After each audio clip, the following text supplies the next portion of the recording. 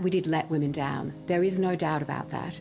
And it is true that the numbers of women who are supporting us is declining. And I want to rule a line under that. That was Susan Lee on the day she became the first woman ever elected to lead the Liberal Party.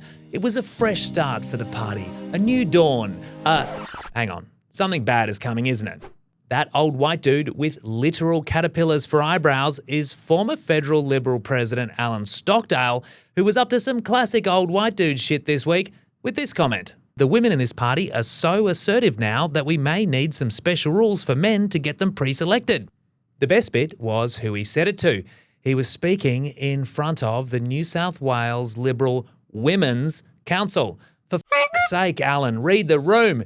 Anyway, it forced Susan Lee to put out a statement. There is nothing wrong with being an assertive woman. In fact, I encourage assertive women to join the Liberal Party. National Party Senator Bridget McKenzie couldn't hold back. It was a shocking comment. I think it's time for Alan to head back to the Melbourne Club, have a stiff whiskey and chat with the old boys about what went wrong. And it was also a gift to PM Anthony Albanese. The Liberal Party need to have a good look at themselves and their structures. As for Stockdale, he put out a statement about his own comment, saying that it was a light-hearted but poorly chosen remark. Maybe someone should tell Stockdale that he should steer clear of jokes for the foreseeable future, or at least until the Liberal Party stops being a walking, talking punchline.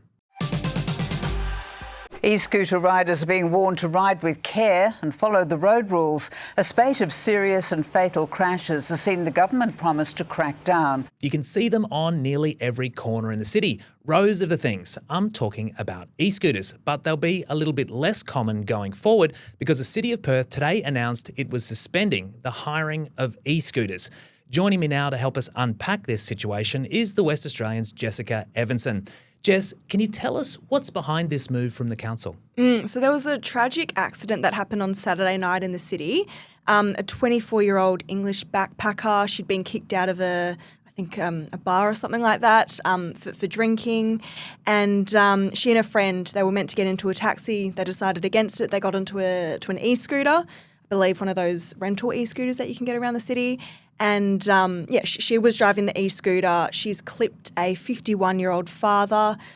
He has fallen forward, hit his face on the floor, suffered a brain bleed. And on Monday night, he sadly passed away. So the 24-year-old girl, she's since been charged with dangerous driving occasioning death under the influence of alcohol. And she's been remanded in custody. And so in handing down this suspension today, what did the City of Perth have to say about why they're doing this and that particular incident? So City of Perth Deputy Lord Mayor Bruce Reynolds said, it was a tragic accident and, he said his thoughts were with the deceased family at this time. So he said today from 12 p.m. on Thursday, Beam Mobility and Neuron Mobility e-scooters are unavailable to hire in the city until further notice. And he said he's still talking with those e-scooter companies. Local Government Minister Hannah Beazley has weighed into the furore surrounding Perth councils using ratepayer money on lavish items like oysters and champagne. Michael Palmer has been following this story. Which councils were the worst offenders and what are some of the things that they were spending ratepayer money on?